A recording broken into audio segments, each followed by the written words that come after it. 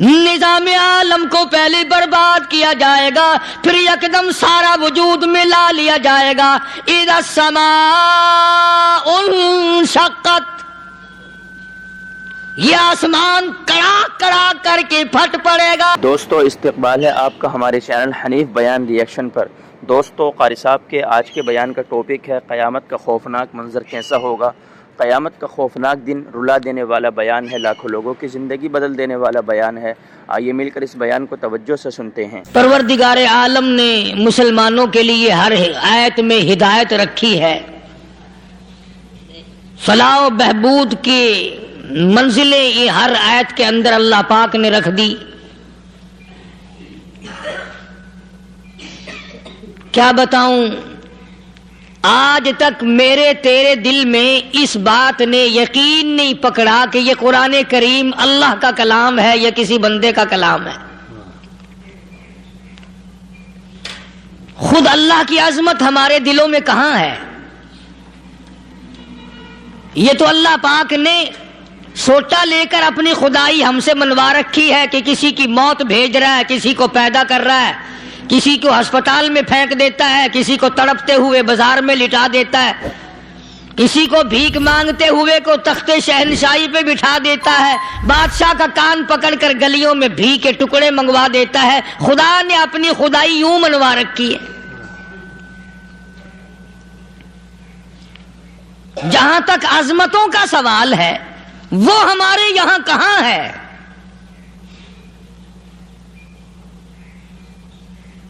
میں اپنی اور اپنے بزرگوں کی کیا بات کروں، اس اللہ والے کی بات کروں جس کو دوسرے طبقے کے لوگ بھی مانتے ہیں۔ پیر مہر علی شاہ صاحب رحمت اللہ علیہ گولڈن شریف والے اپنی ایک کتاب میں لکھتے ہیں کہ ہر وہ سانس جس میں اللہ کا نام نہ لیا گیا ہو وہ سانس حرام گیا۔ جس سانس میں پروردگار عالم کا نام نہ آیا ہو، مالک کائنات کا نام نہ آیا ہو، فرماتے ہیں سانس بھی تو ایک نعمت ہے، جب رکتا ہے تب پتہ چلتا ہے کہ یہ کتنی بڑی نعمت تھی۔ تو ہر سانس کے آنے کا شکریہ کا طریقہ یہ ہے کہ ایک مرتبہ اللہ آدمی کی زبان سے نکل جائے۔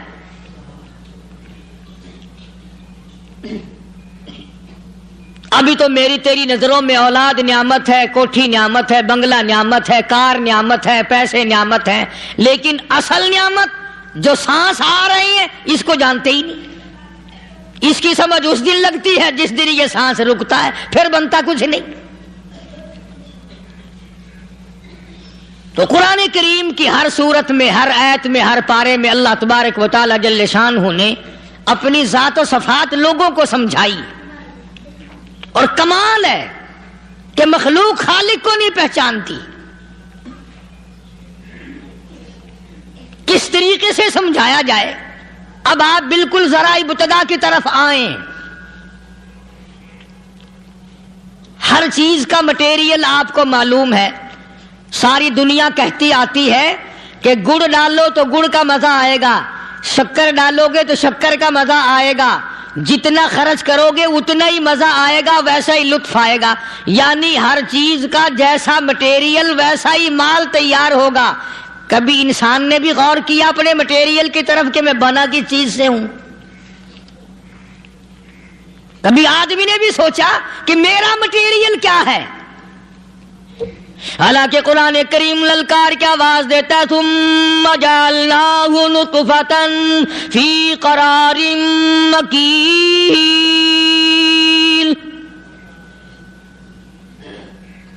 ثم جعلناہ نطفۃ من ماء مہین، میں نے تجھے ذلیل پانی سے بنایا، گندے پانی سے بنایا۔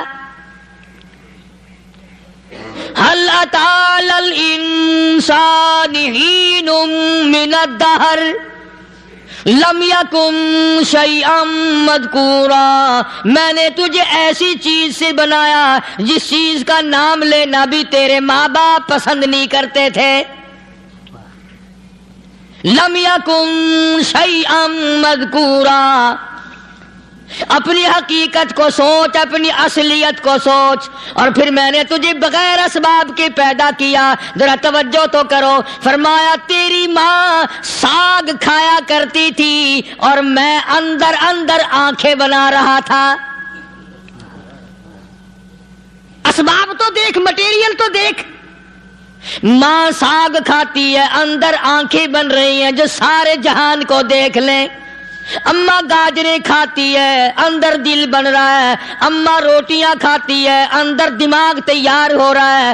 اماں دال کھاتی ہے، اندر زبان تیار ہو رہی ہے. کس نے بنائے؟ فرمایا آؤ.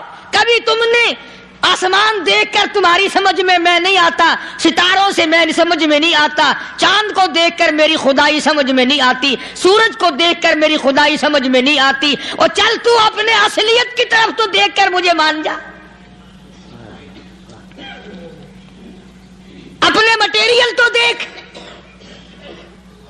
فرمایا تیری اماں ہزاروں چیزیں، سبزیاں، ترکاریاں، دال، گوشت کھاتی ہے، اندر ہڈیاں بن رہی ہیں. ادھر چائے کا پانی پیتی جاتی ہے تیری اماں، میں اندر اندر کتنا بہترین چہرہ بناتا جا رہا ہوں.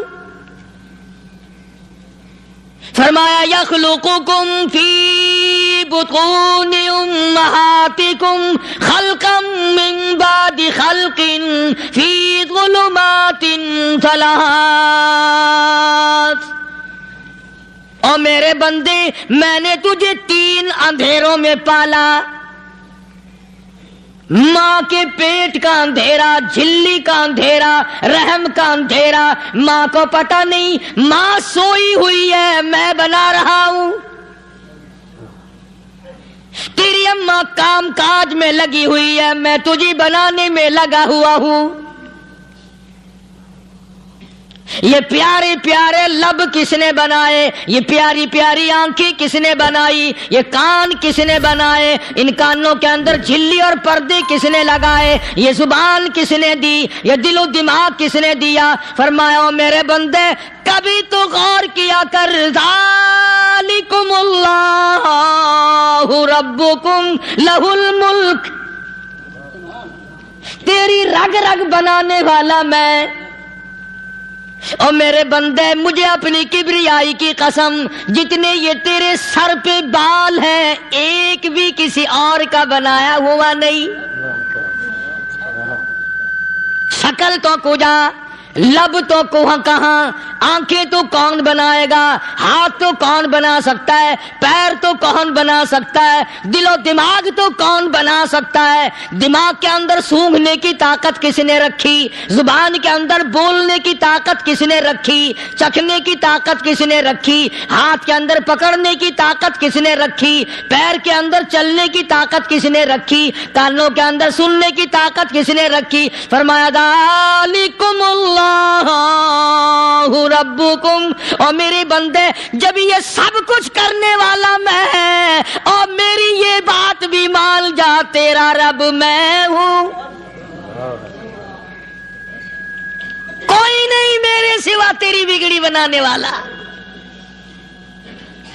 تیری مشکل کشائی کرنے والا کوئی نہیں، تیری حاجت روائی کرنے والا کوئی نہیں، تیری بگڑی بنانے والا کوئی نہیں. فرمایا تیری تو کیا مجال ہے، بڑے بڑے جب پھنسے سب نے میری ذات کو پکارا. فلما نجاہم الی البر اذا ہم یشرکون. جب آرام پہنچتا ہے، جب میں دولت دے دوں، اولاد دے دوں، مال دے دوں، مقدمے سے بری کر دوں، تندرستی عطا کر دوں، اللہ پاک فرماتے ہیں جب تو یوں کہتا ہوا عدالت سے نکلتا ہے نا فلانے بزرگ نے مینوں بری کرا دیتا، فرمایا میرا غضب جوش میں آتا ہے تیرے پیر پکڑ کر پٹک پٹک کے تجھے زمین میں ماروں. کیا میں نے نام غیروں کا؟ تو خود گوارا نہیں کر سکتا، جو تیری ہو وہ کسی سے آنکھ لڑائے، اور میں کیسے گوارا کروں بندہ میرا سر دوسرے کے آگے جھکائے؟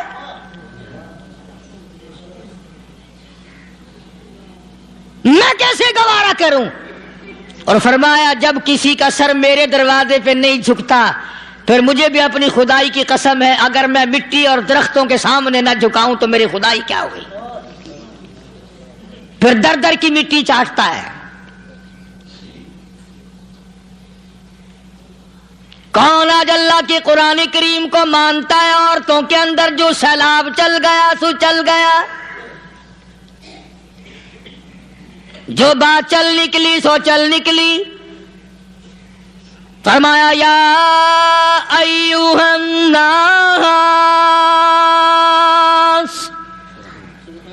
او لوگو، او بادشاہ، او امیرو، گورنرو، وزیرو، سفیرو، ذمہ دارو، تاجرو، یا ایھا الناس، او مولویو، او پیرو، او فقیرو، دروی درویشو، کلندرو، یا ایھا الناس، او لوگو اتقو ربکم، ڈرو اس پروردگار سے جس کے ایک حکم سے سارا نظام عالم ذرہ ذرہ ہو کر برباد ہو جائے گا. ڈرو اس مالک سے جو ایک منٹ میں بے اولادہ بنا سکتا ہے، ایک منٹ میں کوٹھی کو برباد کر سکتا ہے، ایک منٹ میں تمام نعمتوں کو چھین کر فقیر بنا سکتا ہے. بس ہم کہتے ہیں، آپ سنتے ہیں، دل میں یہ باتیں جمتی نہیں. اللہ فرماتے ہیں وَفِي أَنفُسِكُمْ أَفَلَا تُبْصِرُونَ. اگر میری خدائی تیری سمجھ میں قرآن کریم سے نہیں آئی، کالی کملی والے صلی اللہ علیہ وسلم کے فرمان سے نہ آئی، تو پھر 360 جوڑ سر سے لے کر پیروں کی انگلی تک میں نے لگائے ہوئے ہیں. اپنے ایک ایک جوڑ سے پوچھ لے تجھے کس نے بنایا؟ ایک ایک جوڑ سے پوچھ، ان کے اندر مکھ کس نے رکھی؟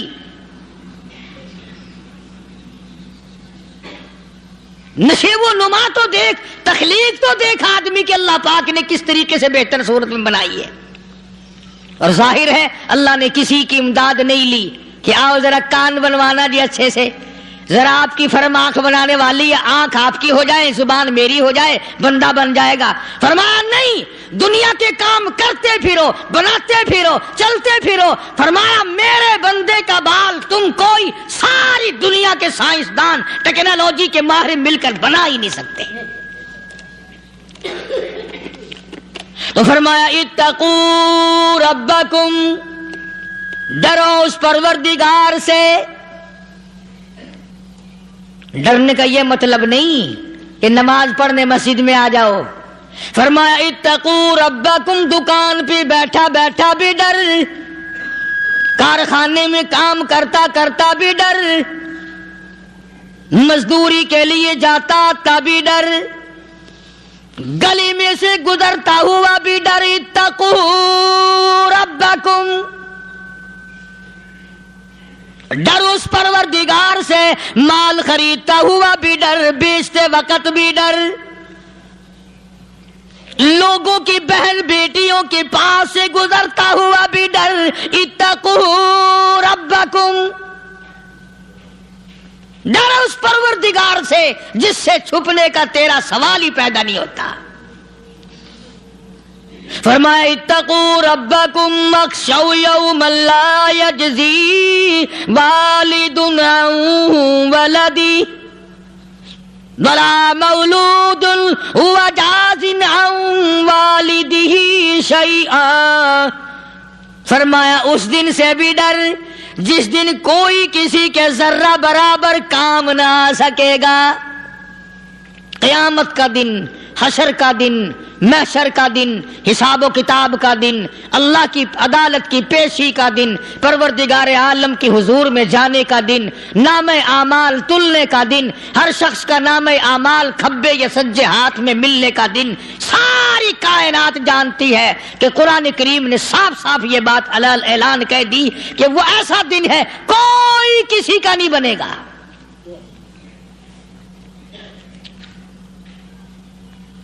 اولاد ماں باپ کی بننے کو تیار نہیں ہے، ماں باپ اولاد کے بننے اپنی اپنی میں جو پڑے ہوئے ہیں.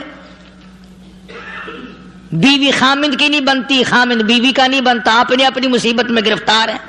روایت میں یوں آتا ہے، ارشاد ہے محمد عربی صلی اللہ علیہ وسلم کا کہ یہ جو دماغ ہے ناک کے ذریعے بہہ کر باہر نکل جائے گا. سوا نیزے پہ سورج کی تپش، آنکھوں سے خون بہے گا.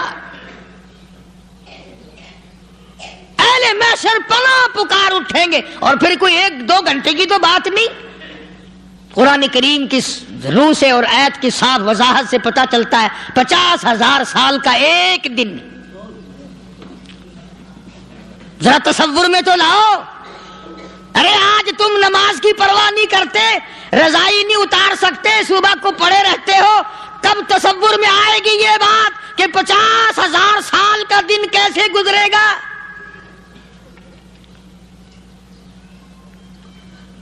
اب تو صبح کو عورت نہیں اٹھتی، مرد نہیں اٹھتا، شام کو یوں ہی کھا پی کر گدھے کی طرح بغیر نماز پڑھے سو جاتے ہیں، پرواہ ہی نہیں. فرمایا تعرج الملائکۃ والروح الیہ فی یوم کان مقدارہ 50,000 سنہ. 50,000 سال کا ایک دن. درخت نہیں، چھاؤں نہیں، کند نہیں، کوٹھی نہیں، بنگلہ نہیں، سمندر ختم، دریا ختم، نہر ندی نالے ختم، چشمے ختم، نل کے کنویں ختم، پانی کا نام و نشان نہیں. نظام عالم کو پہلے برباد کیا جائے گا، پھر یکدم سارا وجود ملا لیا جائے گا. اذا السماء انشقت، یہ آسمان کڑاک کڑاک کر کے پھٹ پڑے گا. وَإِذَا النُّجُومُ انْكَدَرَتْ، ستارے زمین پہ دھڑام دھڑام کر کے گریں گے. وَإِذَا الْأَرْضُ مُدَّتْ، زمین بوریے کی طرح سے لپیٹ دی جائے گی. وَإِذَا الْجِبَالُ سُيِّرَتْ، یہ بڑے بڑے پہاڑ ہوا میں کپاس کی طرح اڑتے پھریں گے. تمام کے تمام علامات قرآن کریم بتا رہا ہے. اور آج مسلمان ہے، میں خود ہوں، آپ ہیں، میں قسم کھاتا ہوں کہ ہمیں خدا کے کلام پہ یقین کوئی نہیں. اگر یقین ہو پھر یہ غفلت. صحابی مدنی کریم صلی اللہ تعالی علیہ وسلم کا ساری رات کروٹیں بدلتا ہے. صبح ہوئی بیٹی نے پوچھ لیا، ابا جان میں ساری رات دیکھتی رہی، آپ کو نیند نہیں آئی، کیا کوئی تکلیف ہے؟ دیکھنے والی بیٹی کے بھی قربان جاؤں، بے چین ہونے والے ابا کے بھی قربان جاؤں. آخر بیٹی بھی جاگ رہی ہوگی تبھی تو دیکھا ہوگا. کہنے لگے ابا میں نے ساری رات کروٹیں بدلتے دیکھا، کیا بات ہے، آج نیند کیوں نہیں آئی؟ فرمایا لختے جگر او نور نظر، او میری بیٹی کل قرآن کریم کی ایک آیت سن کے آیا ہوں، ثم لم یتوبوا فلہم عذاب جہنم ولہم عذاب الحریق.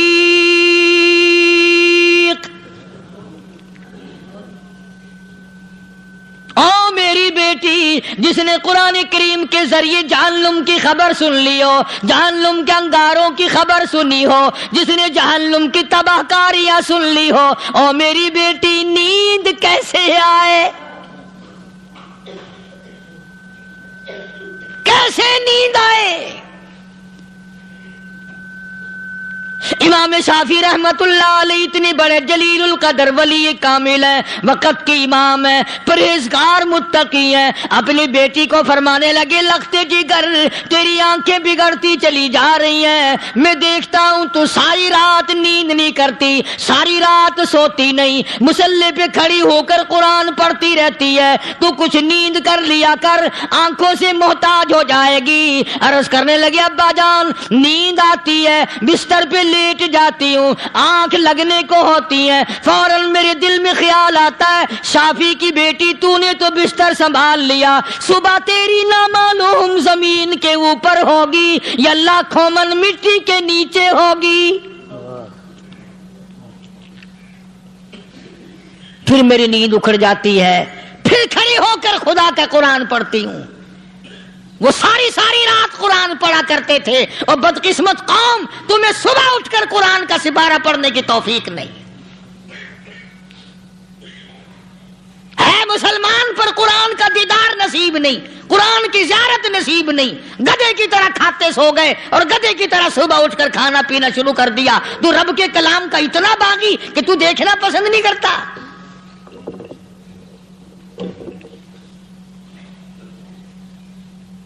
اور دنیا کی چیز اگر گھر میں نہ ہو، ٹھنڈے ٹھنڈے سانس مارتے ہیں عورتیں بھی، ہاں جی اپنی زمین کوئی نہیں نا، اپنی ہاں جی مکان اچھا اپنے پاس کوئی نہیں، فلاں چیز اپنے پاس کوئی نہیں۔ کبھی کسی نے ٹھنڈا سانس مارا کہ ہم 10 آدمی ہیں گھر کے، ایک آدمی بھی قرآن پڑھنے والا نہیں، ہم سارے کے سارے پتہ نہیں کیسے اکٹھے ہو رہے ہیں۔ اگر دل میں عظمت ہو، ڈاکٹر ہو، افسر ہو، وزیر ہو، آخر ہے تو انسان، ہے مسلمان، ہے مدنی کریم صلی اللہ علیہ وسلم کا امتی، پھر قرآن سے اتنا دور کیوں ہے؟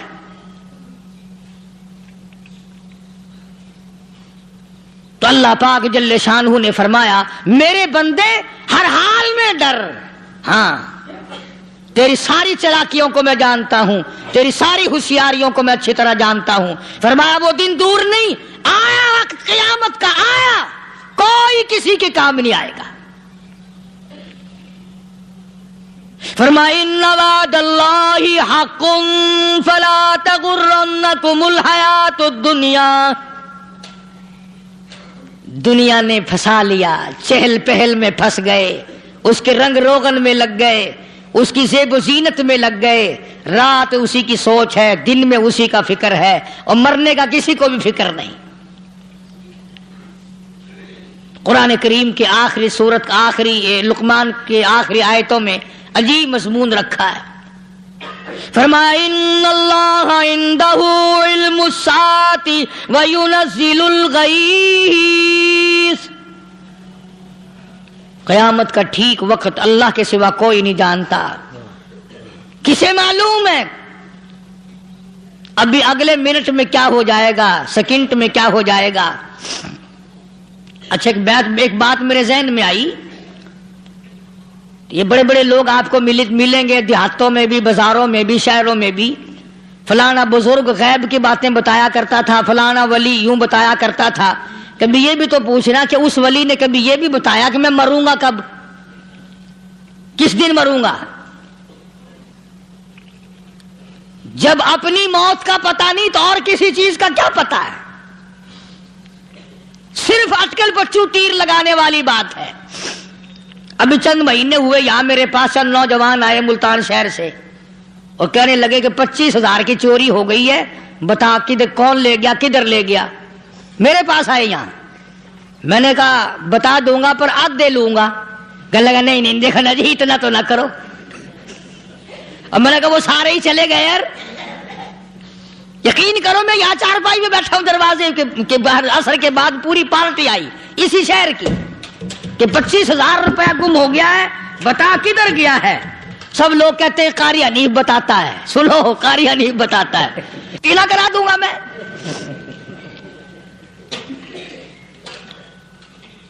جتنا میں نے انکار کیا میرے سر ہوتے چلے گئے، اخیر میں نے بکواس کر دی، میں نے کہا اچھا بتاؤں گا پھر آدھے لوں گا۔ کہنے لگے نہیں، تماشا دیکھا یعنی اندازہ لگاؤ کہ ہم شہر سے سن کر آئے ہیں کہ قاری حنیف چوریاں بتاتا ہے۔ اللہ غنی، کس کو معلوم ہے کہ ابھی کیا ہو جائے گا؟ اللہ پاک نے کسی کو نہیں بتایا۔ فرمایا ان اللہ عندہ علم الساعۃ وینزل الغیث،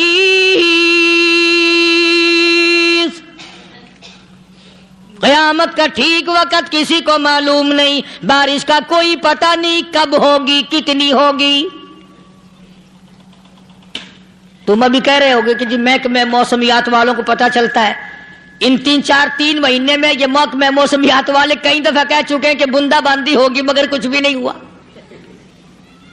بلکہ جتنے یہ زیادہ بتلاوے نا اتنا ہی موسم خراب ہوتا چلا جاوے۔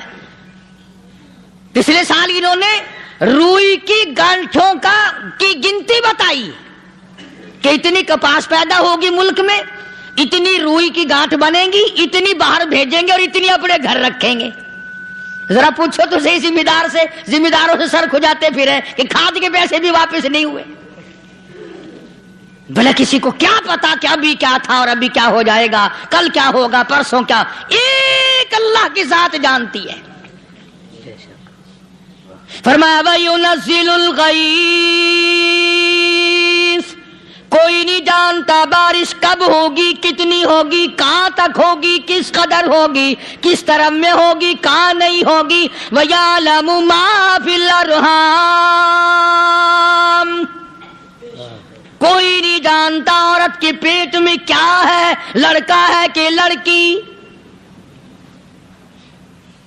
باپ کو پتہ نہیں، ماں کو پتہ نہیں، دادی کو پتہ نہیں، نانی کو پتہ نہیں، یوں کہ کسی کو پتہ ہو یا نہ ہو، حضرت صاحب کو پتہ لگ جاتا ہے۔ حضرت صاحب کو کیوں؟ حضرت صاحب ٹھڈ دے اندر وڑدا ہوندا ہے۔ تماشا دیکھ، کوئی کسی کو پتہ نہیں چلتا، اور خدا نے اپنی خدائی کسی کو تقسیم کر کے دینی نہیں۔ لم یلد ولم یولد، نہ میرے ماں باپ، نہ میں کسی کا باپ، نہ میری اولاد، نہ میں کسی کی اولاد۔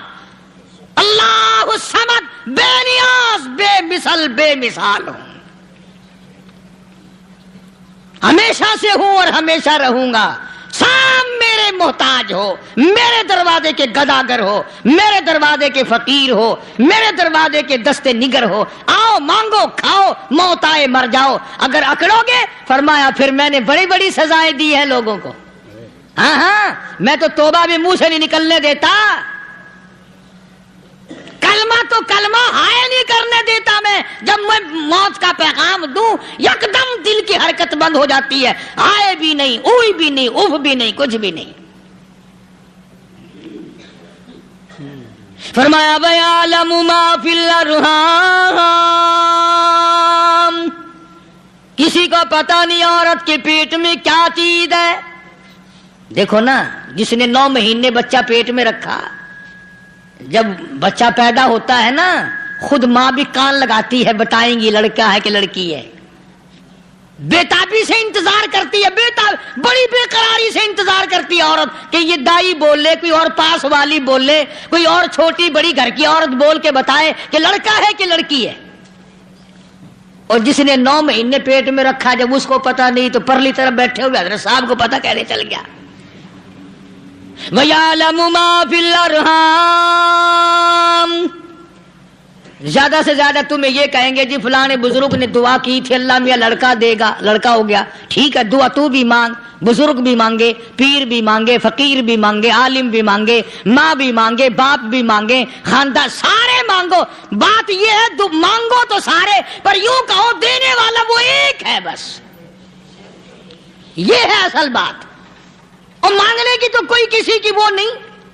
امام الانبیاء محبوب کبریا حضرت محمد مصطفیٰ صلی اللہ تعالی علیہ وسلم سیدہ عائشہ صدیقہ رضی اللہ تعالیٰ عنہ فرماتی ہیں، میں سوئی ہوئی تھی، اچانک میری آنکھ کھلی، میں نے کالی کملی والے کو سجدے میں دیکھا، رو رہے ہیں، دعائیں مانگ رہے ہیں، رو رہے ہیں۔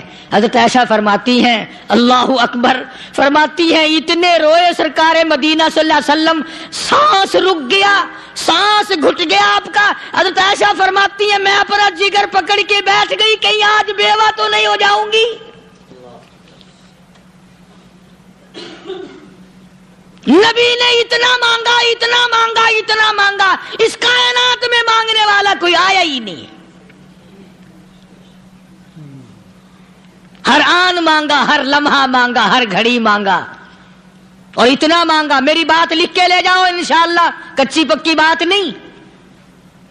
سیدہ عائشہ صدیقہ رضی اللہ تعالیٰ عنہا گواہ ہے، سیدہ فاطمہ الزہرا رضی اللہ تعالیٰ عنہا گواہ ہے، نبی کی گھر والی گواہ، نبی کی لخت جگر نوری نظر فاطمہ الزہرا گواہ، فرماتی ہیں حضور کریم صلی اللہ علیہ وسلم کا جب آخری وقت آیا، آواز بالکل ختم ہو گئی، آواز بالکل پست ہو گئی، پھر بھی لب حرکت کرتے تھے، لب حرکت کرتے تھے، دونوں کی دونوں فرماتی ہیں ہم نے کان لگایا، آواز تھی ربی حبلی امتی، ربی حبلی امتی، اور میرے مولا میری امت کو معاف کر دے۔ اور خدا کی قسم کالی کملی والے نے آخری سانس تک مانگا ہی مانگا۔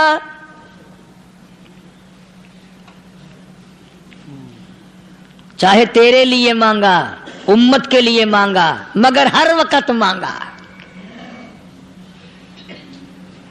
اور یوں فرمایا کہ میدان حشر میں جب لوگ چاروں طرف سے پریشان ہو کر، عاجز ہو کر، تنگ ہو کر، دھکے کھا کر، ذلیل ہو کر، انبیاء علیہ الصلوۃ والسلام کے مشورے سے جب حضور کریم صلی اللہ علیہ وسلم کے دربار میں آئیں گے، مشکاۃ شریف میں حدیث موجود ہے، ارشاد حضور کریم صلی اللہ علیہ وسلم کا، فرمایا لوگ مجھے سفارش کے لیے کہیں گے اللہ اکبر، اللہ اکبر کبیرہ، تو یوں فرمایا یہ نہیں فرمایا کہ میں اللہ میاں کو ٹیلی فون کروں گا کہ دیکھنا ذرا خیال کرو امت آ رہی ہے میری، یا امت کو یہ کہے کہ رکا لے جاؤ، بلکہ یوں فرمایا جیسے امت آ کر کے مجھے پریشان کرے گی میں سجدہ کروں گا،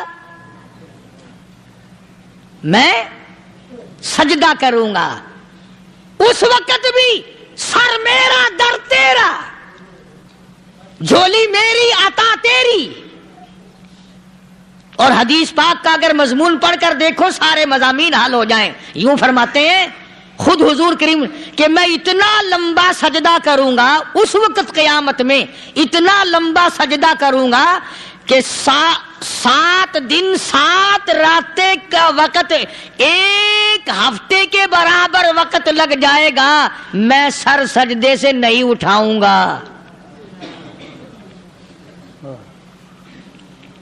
اتنا لمبا سجدہ کروں گا کہ 1 ہفتے کی مقدار وقت لگ جائے گا۔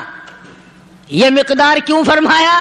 قیامت کا دن ہے نا، دن ڈھلنا نہیں، چھپنا نہیں، رات آنی ہی نہیں، رات تو ہے ہی نہیں نا، اس لیے فرمایا 1 ہفتے کی مقدار دن لگ جائے گا، وقت ختم ہو جائے گا پورا ہفتے کے برابر۔ اس کے بعد اللہ پاک مجھے فرمائیں گے ارفع راسک یا محمد صلی اللہ علیہ وسلم، میرے محبوب سر اٹھاؤ، سل مانگو توتا دوں گا، مانگو دیا جائے گا، سوف یعطیک ربک فترضی، تیرا رب تجھے راضی کر دے گا۔ صحابہ اکرام رضوان اللہ تعالی علیہ مجمعین نے عرض کر دیا یا رسول اللہ صلی اللہ علیہ وسلم آپ کس وقت راضی ہوں گے؟ کتنے لوگ جنت میں چلے جائیں گے، دوزخ میں چلے جائیں گے، آپ کس وقت راضی ہوں گے؟ خدا کی قسم اس محسن کائنات کا کیا کہنا کالی کملی والے نے جو ہم پر مہربانی فرمائی۔ یوں فرمایا جب تک ایک ایک امتی کلمہ پڑھنے والے کا ہاتھ پکڑ کر جنت میں نہ لے جاؤں میں محمد الرسول اللہ کو چین نہیں آئے گی، ایک ایک کو لے جاؤں گا اور چین نہیں آئے گا مجھے اس وقت بھی۔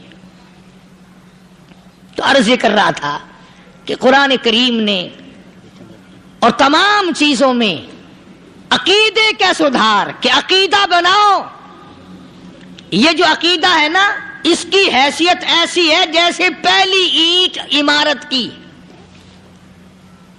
اگر اینٹ ٹیڑھی ہو گئی تو ساری عمارت ٹیڑھی ہو جائے گی، اگر عقیدہ صحیح نہیں تو سارے اعمال ٹیڑھے ہو جائیں گے، اور اگر عقیدہ صحیح ہے تو اعمال بھی اور تمام افعال بھی اخلاق بھی تمام کی بنیاد جو ہے وہ صحیح رہے گی اور اچھی توفیق ہوگی۔ یہ عربی کلمہ ہے، آپ اور میں اگر کلمے کا معنی سمجھ لیں پھر بھی بات بنتی ہے۔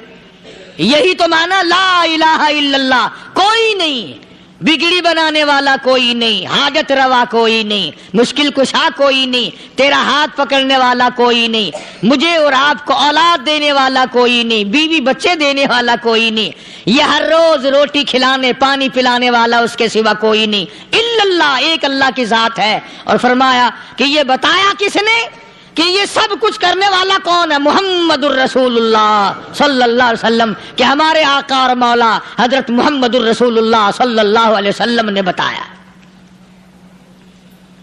تو قرآن کریم کی ان آیتوں نے وضاحت کر دی، وما تدری نفس ماذا تکسب غدا،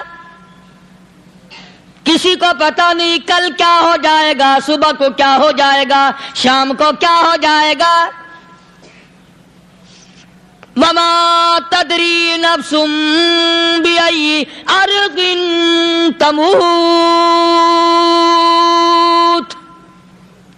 کوئی نہیں جانتا موت کس جگہ پہ آئے گی۔ کسے معلوم ہے کہ میری قبر کہاں بنے گی؟ کوئی نہیں جانتا میرے اس بدن کو جانور کھا جائیں گے۔ کسی کو علم نہیں ہے کہ قبر کا گڑھا ملے گا کہ نہ ملے گا، کفن ملے گا کہ نہ ملے گا، نماز جنازہ نصیب ہوگی کہ نہ ہوگی، غسل نصیب ہوگا کہ نہ ہوگا، کوئی نہیں جانتا۔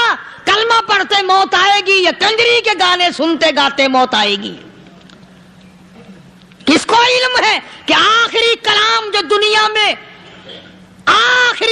دنیا میں ہوگا وہ درود پاک ہوگا یا قرآن کریم ہوگا یا دعا ہوگی یا استغفار ہوگا، اور یا گالی منہ سے نکلے گی، دم نکل جائے گا؟ کسے معلوم ہے؟ اس لیے فرمایا وما تدری نفس بأي أرض تموت، کوئی نہیں جانتا موت صبح آئے گی یا شام آئے گی، بیوی بچوں کے سامنے آئے گی یا اسپتال میں،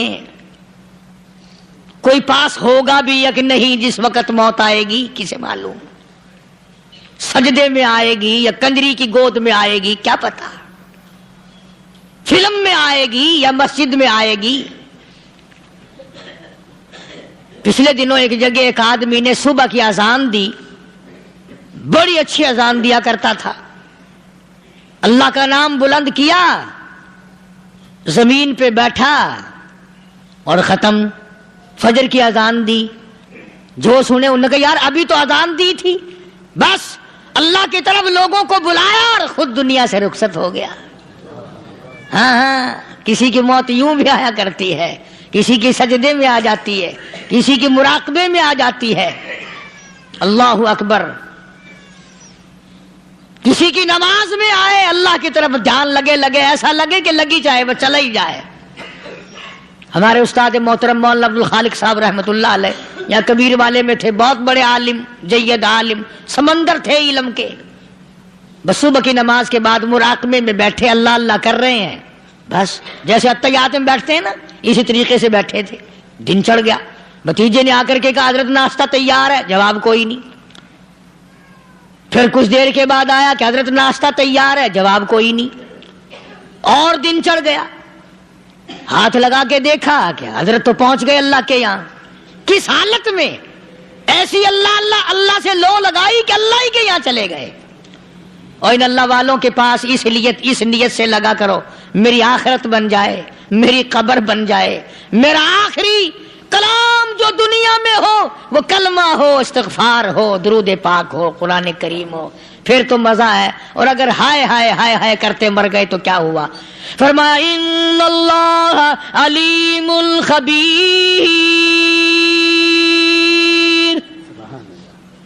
میں خدا کی ذات تمام چیزوں سے واقف ہوں، مجھے تو پتا ہے نا، تیرے ایک ایک سانس کا پتا ہے، تیری رگ کے ایک ایک خون کے قطرے کا مجھے پتا ہے۔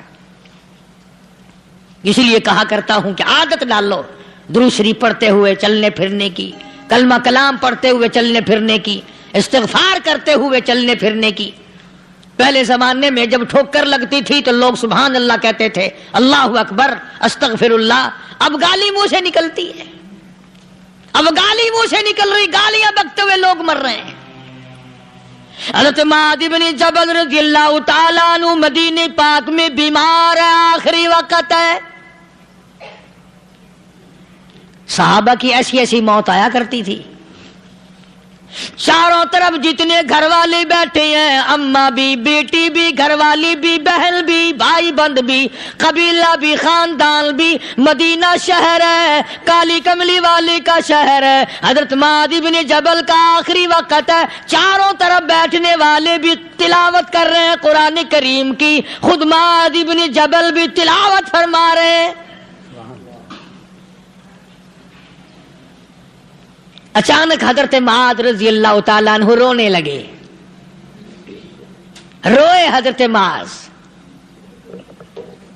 یہ وہ جوان ہے جس کو رخصت فرمانے کے لیے یمن کا گورنر بنا کر کے بھیجا حضور صلی اللہ علیہ وسلم نے۔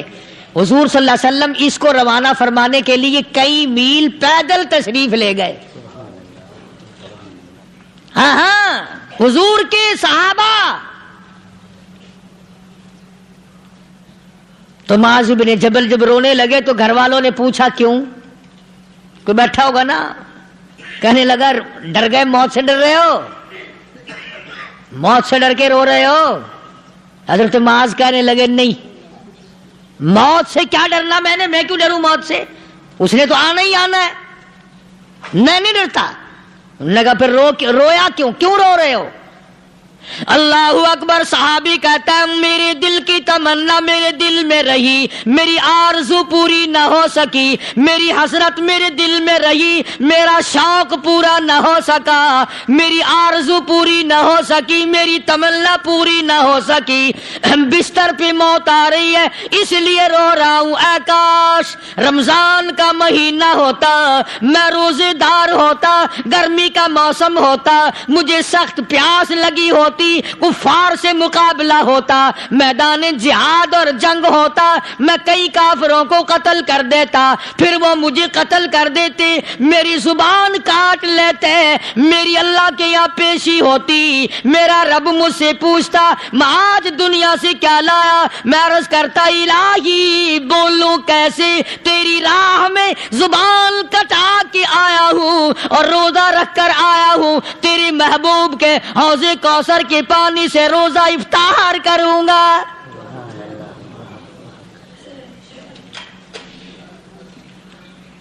کہتا اس لیے رو پڑا ہوں کہ بستر پہ موت آ رہی ہے۔ ڈر کس چیز کا؟ یہ نہیں ڈرا کرتے تھے۔ حضرت ابو ایوب انصاری سبقید رضی اللہ تعالی عنہ، اللہ اکبر، کتنا بڑا مقدرہ والا جوان ہے۔ مدینے پاک میں حضور کریم صلی اللہ علیہ وسلم نے اسی کے یہاں ڈیرا لگایا۔ آخری وقت ہے، بیمار ہیں ابو ایوب انصاری۔ مدینے سے صحابہ جنگ کے لیے چلے۔ آؤ صحابہ کی تمنائیں دیکھو، ہم جتنے بیٹھے ہماری تمنا تو یہی ہے نا، کاروبار بڑھ جائے، مکان دکان کا ساز و سامان بڑھ جائے، یہ مل جائے، وہ مل جائے، یہ ہو جائے، وہ ہو جائے۔ ابو ایوب انصاری بیٹھے ہوئے دیکھ رہے ہیں صحابہ سواریوں پہ پیدل، تلوار، نیزے، تیر لے کے چلے۔ ابو ایوب انصاری کہنے لگے کہاں چلے ہو؟ کہ جہاد فی سبیل اللہ کے لیے۔ کہنے لگا مجھے بھی لے چلو۔ سمجھ رہے ہیں آپ سارے؟ فرمایا مجھے ساتھ لے چلو۔ کہا کمال ہے، بیمار آدمی اور جنگ میں بیمار کا کیا کام ہے، کیا کرو گے؟ نے کہا مہربانی کرو، احسان کرو مجھ پر، مجھے ساتھ لے کے چلو۔ خدا کے بندے بیمار ہے، کرے گا کیا میدان جہاد میں؟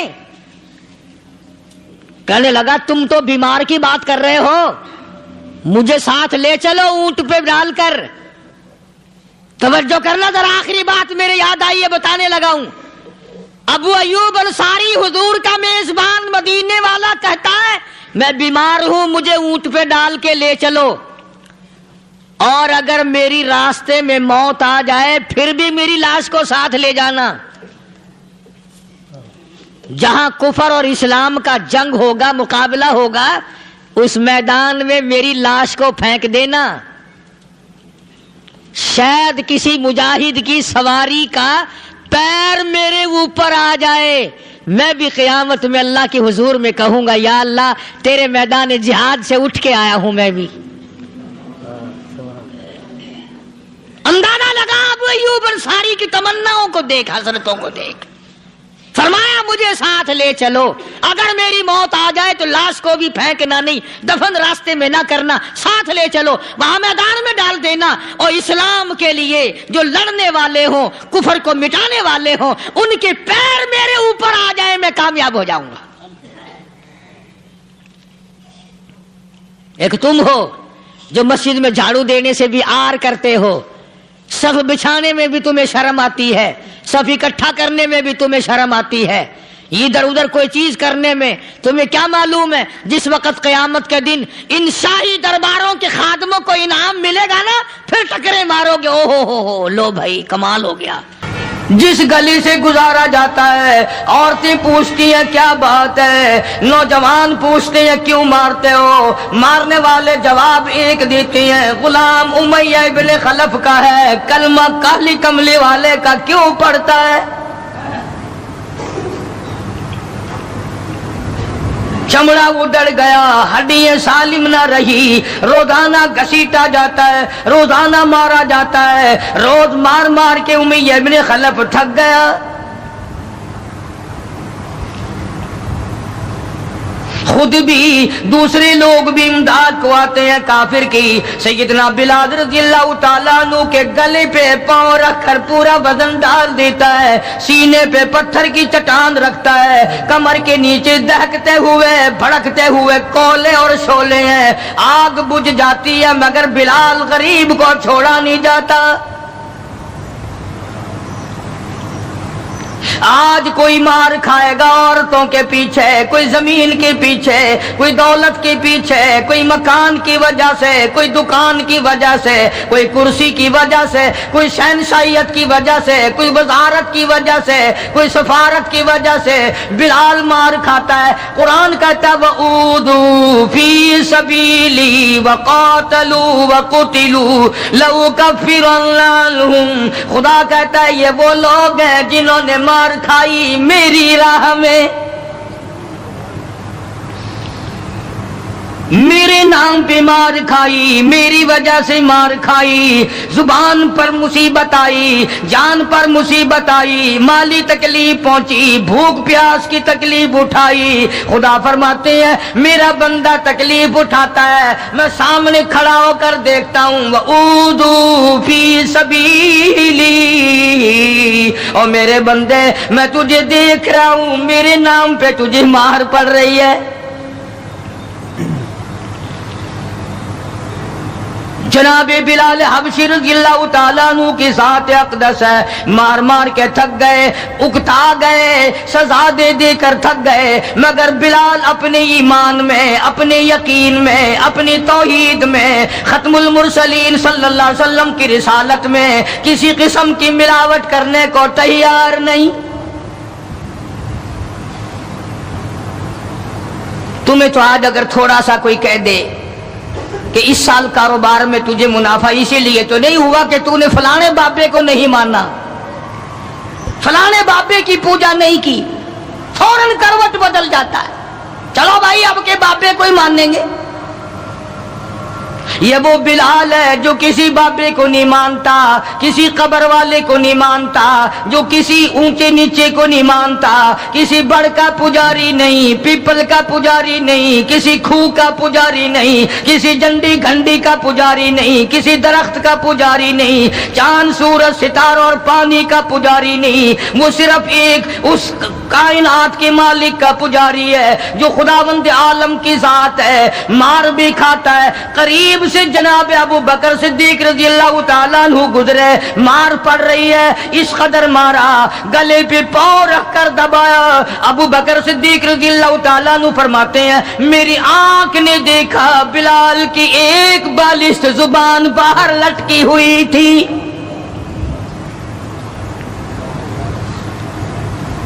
कमाल है, इतनी तकलीफ उठा रहा है।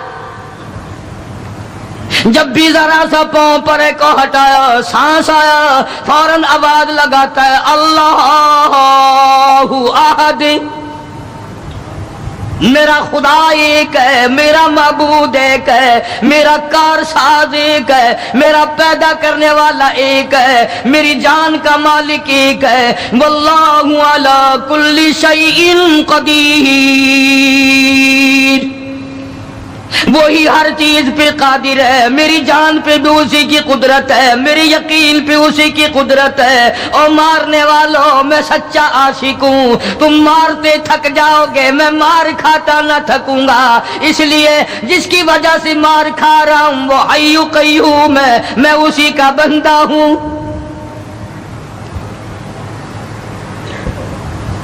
जनाब अबू बकर सिद्दीक रजी अल्लाह ताला अन्हु ने गुजरते गुजरते कान में बिलाल के यूं कह दिया आहिस्ता अल्लाह का नाम ले ले, तुझे बड़ी सख्त मार पड़ रही है, अल्लाह का आहिस्ता नाम ले ले।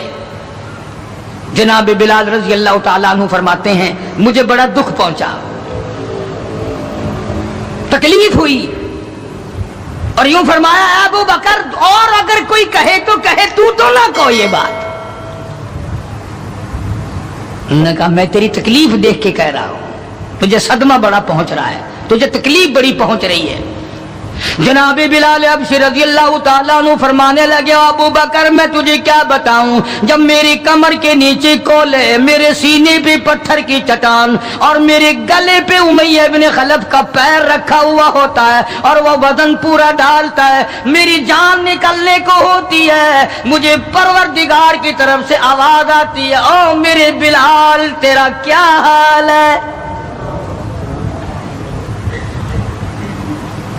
जब वो जात सामने आए मैं कैसे आहिस्ता कहूं, और मेरा हाल पूछने वाला खुदा हो मैं कैसे आहिस्ता अल्लाह का नाम लूं। बदनसीब कौम आज तो ना आहिस्ता अल्लाह का नाम लेते हैं, न जोर से अल्लाह का नाम लेते हैं। छोड़ ही दिया, नमाज छोड़ दी, कुरान की तिलावत छोड़ दी, अल्लाह अल्लाह करना छोड़ दिया, मस्जिद में आना ही छोड़ दिया। यही वजह है कि आज काफिरों का डंडा है और मुसलमानों के सर हैं, पिट रहे हैं सारी दुनिया में। कौन है मारने वाला मुसलमान को अगर हम मुसलमान हो। जनाबे अबू बकर सिद्दीक रज़ियल्लाहु ताला अन्हु ने ये बात सुनी तो हैरान हो गए, बड़ा अजीब तरीके से मुसीबतें उठाई, बड़ी बड़ी तकलीफें झेली, मार मार के बिलाल हबशी को थक जाता था। एक दिन सैयदना बिलाल रजी अल्लाह ताला अन्हु को इतना मारा, हजरत बिलाल रजी अल्लाह ताला अन्हु फरमाते हैं मुझे यकीन हो चला कि आज मेरा वक्त आ गया, आज मेरा दम आखिरी है। अंदाजा लगाओ कमर के नीचे दहकते हुए कोले और शोले, सीने पे पत्थर की चट्टान है और कोड़े मार रहे हैं और गले पे पांव रख करके वजन डाल रखा है। थोड़ा सा सांस आया, बिलाल ने अपने परवरदिगार से इल्तिजा कर दी, कहता ऐ खुदा खालिक़े कौनो मकान, ऐ खुदा सिर्रे कल्ब सिर्रे जहां, और मेरे मौला जुबान नहीं हिल सकती, कैसे तेरा नाम अदा करूं। लब हरकत करने से आजिज आ गए, जुबान बाहर निकल गई, मैं किस तरह तेरा नाम लूं, दिल ही दिल में तुझे पुकारता हूं। कहता ओ मेरे मौला मुझे मार की परवाह नहीं, मुझे तकलीफ की परवाह नहीं, मेरा हाल ये बना हुआ है जो तेरी मर्जी हो वो कर मेरा हाल, بلال، عشق میں ثابت قدم ہوگا بلال۔ اور میرے مولا مجھے اب اوپر اپنے اتنا یقین آ گیا، اب مجھے اپنے اوپر بھروسہ اتنا ہو گیا، جو تکلیف آئے پرواہ نہیں، میں تیرا نام چھوڑنے کو تیار نہیں۔ چاروں طرف کافر بیٹھے ہیں، حضرت بلال رضی اللہ تعالیٰ عنہ کی رگ رگ میں کانٹے چبھو رہے ہیں، طرح طرح کی ایذائیں دے رہی ہیں۔ کہتا ہے ہر رگوں ریشوں میں کانٹے چبھ گئے، اور جس قدر ہو سکے ہیں ایذائیں دے مجھے، میں بے پرواہ ہوں اس بارے میں تکلیفوں سے تیرا نام چھوڑنے والا نہیں۔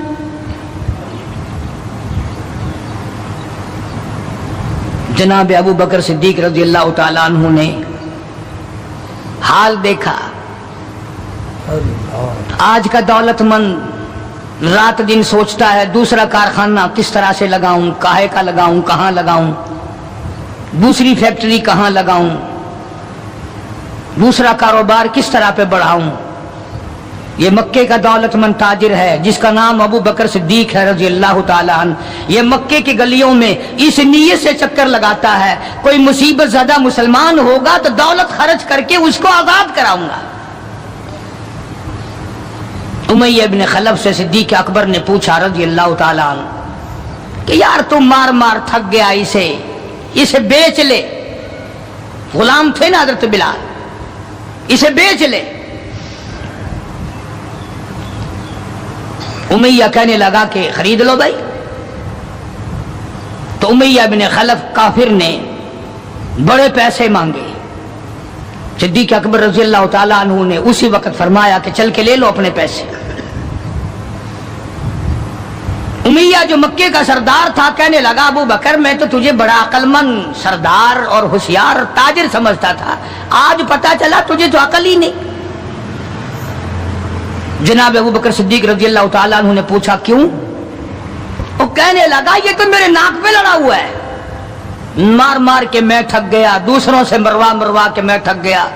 اندازہ لگاؤ اور اپنے ایمان کا بھی پتہ کرو، سارا مکہ مارنے والا اکیلا بلال مارے کھانے والا۔ کہنے لگا یہ تو میرا درد سر بنا ہوا ہے، اگر تو یوں ہی کہتا نا غلام مجھے دیتے میں تیرے متھے مار دیتا، تو انہیں اتنی بڑی رقم دینی کر لی، یہ کوئی تیری عقل مندی ہے؟ کہاں یہ سر پھرا غلام جو کسی کام کا بھی نہیں رات دن مار کھاتا ہے اور اتنی بڑی رقم دینے کے لیے آپ آمادہ ہو گئے۔ جناب صدیق اکبر سبقت رضی اللہ تعالیٰ عنہ نے فرمایا امیہ میں بھی تجھے مکے کا سردار سمجھتا تھا، آج پتا چلا تو پرلے درجے کا گدھا ہے۔ انہوں نے کہا کیوں؟ کہ وہ اس لیے کہ ہو بلال اور قیمت یہ مانگی تو نے،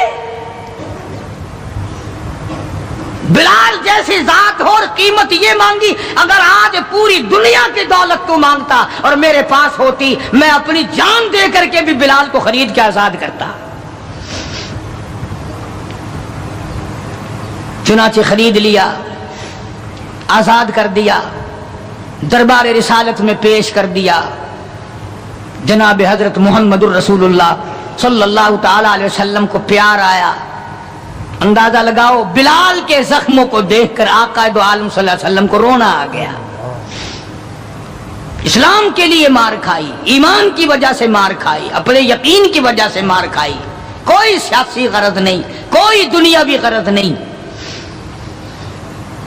جناب رسالت مآب صلی اللہ تعالی وسلم نے اللہ پاک نے اس کا پھل یہ دیا بلال کو، اس کا معاوضہ یہ دیا کہ دربار رسالت میں مؤذن بن گئے۔ اذان دینے کی جو ڈیوٹی تھی، منصب تھا، وہ حضرت بلال کو ملا رضی اللہ تعالی۔ جناب مدنی کریم صلی اللہ تعالی علیہ وسلم کی گھر کے خرچے، اخراجات، سودا سلف لانے کی ڈیوٹی حضرت بلال رضی اللہ تعالی عنہ کے ذمے تھی۔